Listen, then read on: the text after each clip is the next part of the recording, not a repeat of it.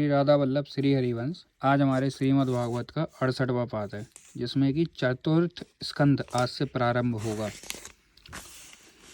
स्वयंभू मनु की कन्याओं के वंश का वर्णन।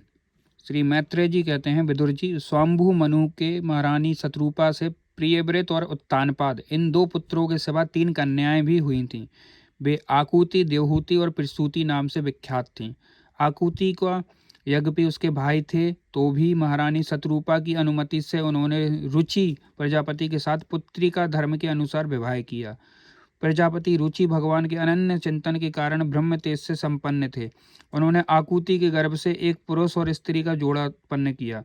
उनसे जो पुरुष था वह साक्षात यज्ञ स्वरूपधारी भगवान विष्णु थे, और जो स्त्री थी वह भगवान के कभी अलग न रहने वाली लक्ष्मी जी की अंश रूपिणी दक्षिणा थी। मनु जी अपनी पुत्री आकुति के उस परम तेजस्वी पुत्र बड़ी प्रसन्नता से अपने घर ले आए और दक्षिणा को रुचि प्रजापति ने अपने पास रखा। जब दक्षिणा विवाह के योग्य हुई तो उसने यज्ञ भगवान को ही पति रूप में प्राप्त करने की इच्छा की। तब भगवान यज्ञ पुरुष ने उससे विवाह किया। इससे दक्षिणा को बड़ा संतोष हुआ। भगवान ने प्रसन्न होकर उससे 12 पुत्र उत्पन्न किए। उनके नाम हैं तोष, प्रतोष, संतोष, भद्र, शांति, इडस्पति, इग्म, कवि, विभु, स्वयंभू, सुदेव और रोचन। ये ही स्वयंभू मनवंतर में तुषित नाम के देवता हुए। उस मनवंतर में मरीचि आदि सप्त ऋषि थे। भगवान यज्ञ की देवताओं के अधीश्वर इंद्र थे और महान प्रभावशाली प्रियव्रत एवं उत्तानपाद मनुपुत्र थे। वह मनवंतर उन्हीं दोनों के बेटों, पोतों और दोहित्रों के वंश में छा गया। प्यारे विदुर जी, मनु जी अपनी पुत्री दूसरी कन्या देवहूति करदम जी को ब्याही थी।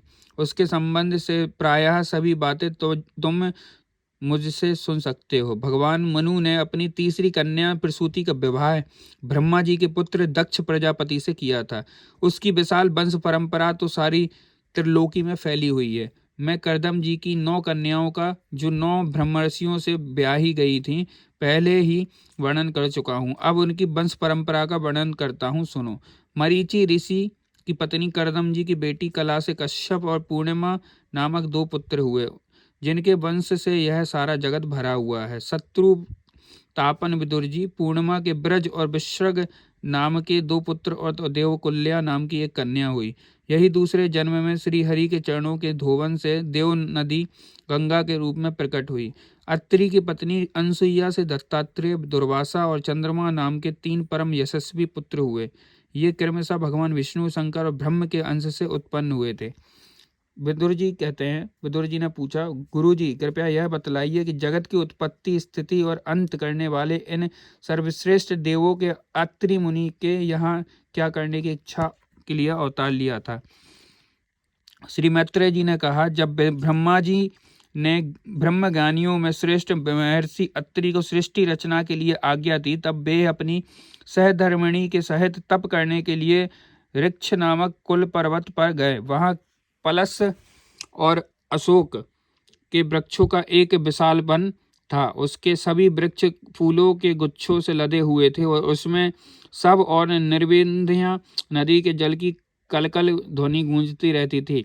उस वन में वे मुनि श्रेष्ठ प्राणायाम के द्वारा चित्त को वश में करके 100 वर्ष तक केवल वायु पीकर, सर्दी, गर्मी और द्वंद्वों की कुछ भी परवाह न करते एक एक ही पैर से खड़े रहे। उस समय वे मन ही मन यही प्रार्थना करते थे कि जो कोई संपूर्ण जगत की ईश्वर है, मैं उनकी शरण में हूँ, वे मुझे अपने ही समान संतान प्रदान करें।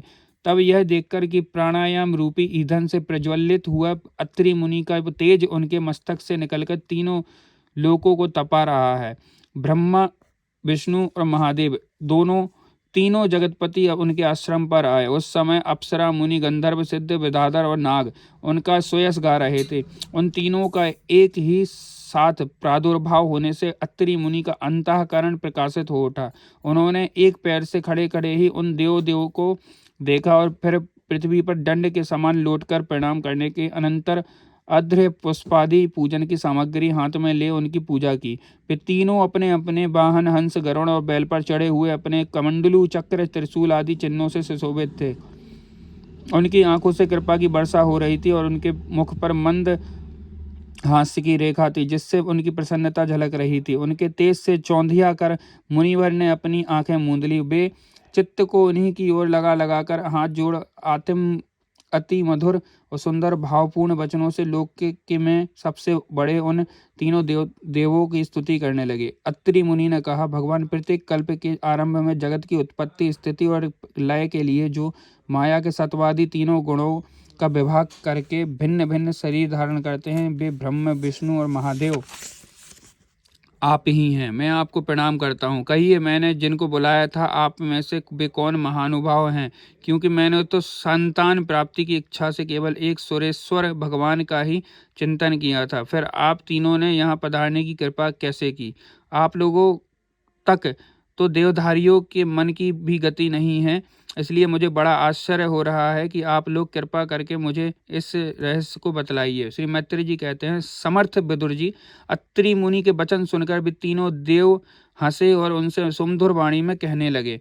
देवताओं ने कहा, ब्राह्मण, तुम सत्य संकल्प हो। अंततः तुमने जैसा संकल्प किया था वही होना चाहिए, उससे विपरीत कैसे हो सकता है? तुम जिस जगदीश्वर का ध्यान करते थे वह हम तीनों ही हैं।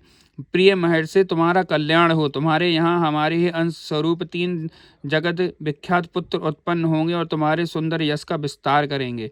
उन्हें इस प्रकार अभीष्ट वर देकर तथा पति पत्नी दोनों से भली भांति पूजित होकर उनके देखते ही देखते वे तीनों सुरेश्वर अपने अपने लोकों को चले गए।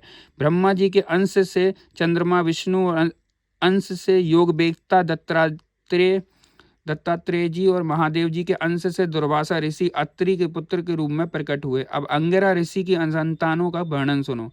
अंगिरा की पत्नी श्रद्धा ने सिनी वाली, कुहू, राका और अनुमति इन चार कन्याओं को जन्म दिया। इनके सिवा उनके साक्षात भगवान उतथ्य जी और ब्रह्मनिष्ठ बृहस्पति जी ये दो पुत्र भी हुए, जो स्वरोसिच मनवंतर में विख्यात हुए। पुलस्य जी की उनकी पत्नी हविर्भू से ब्रह्मर्षि अगस्त्य और महातपस्वी विश्वा ये दो पुत्र हुए। इनसे अगस्त्य जी दूसरे जन्म में जठराग्नि हुए।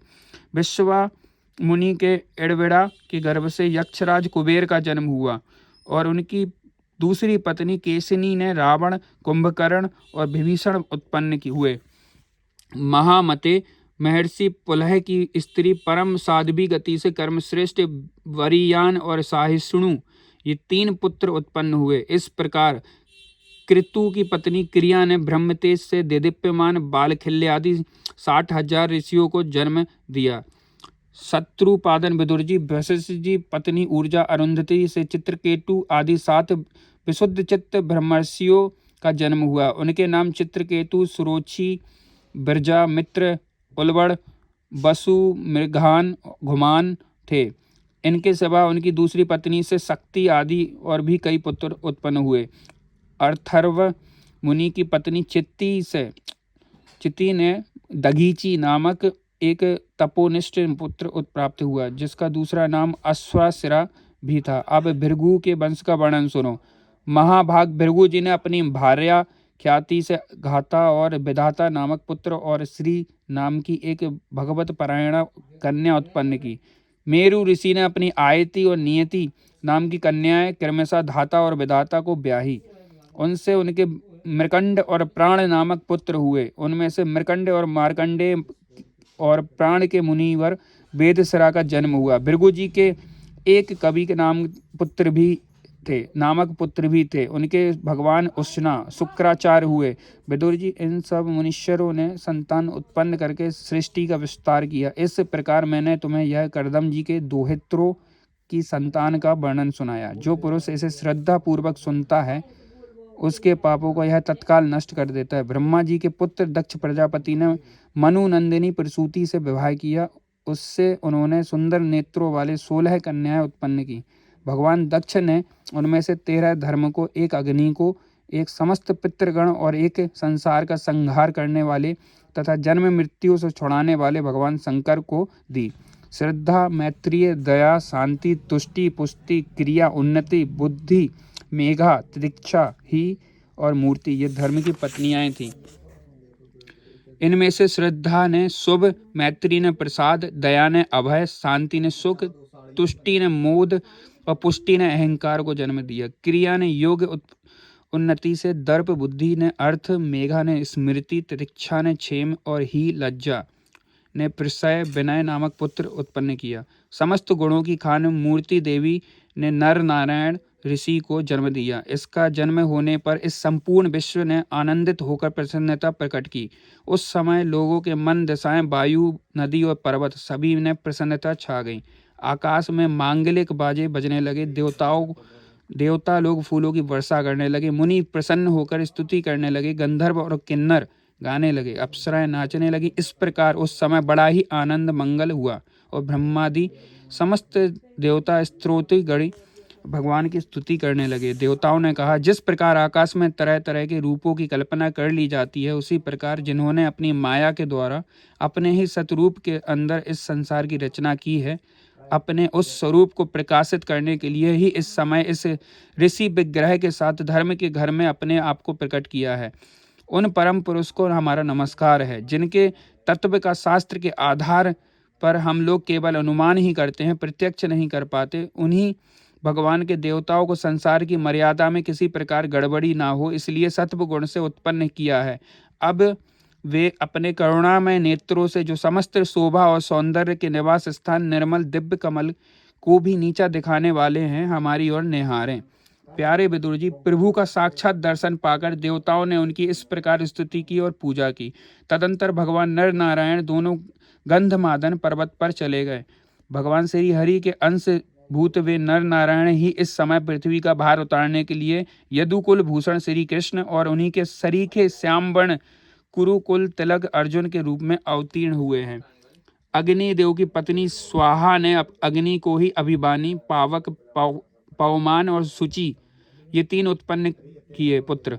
ये तीनों ही हवन किए हुए पदार्थों का भक्षण करने वाले हैं। इन्हीं तीनों ने 45 प्रकार के अग्नि को उत्पन्न किया। ये ही अपने 3 पिता और 3 पितामह को साथ लेकर 49 अग्नि कहलाए। वेदज्ञ ब्राह्मण वैदिक यथ कर्म में जिन 49 अग्नियों के नामों से आग्नेय स्त्रियां करते हैं, वे यही हैं: अग्नि, ध्वाष्ट, वरही, सद, सोमप और आज्यप। ये 3 पितर हैं। इनमें साग्निकी भी हैं और निर्ग्निकी भी हैं। इन सब पितरों की पत्नी दक्ष कुमारी स्वधा हैं। इन पितरों से स्वधा ही से धारणा वायुना नाम की 2 कन्याएं हुई। वे दोनों ही विज्ञान में पारंगत और ब्रह्म ज्ञान का उपदेश करने वाली हुई। महादेव जी की पत्नी सती थी।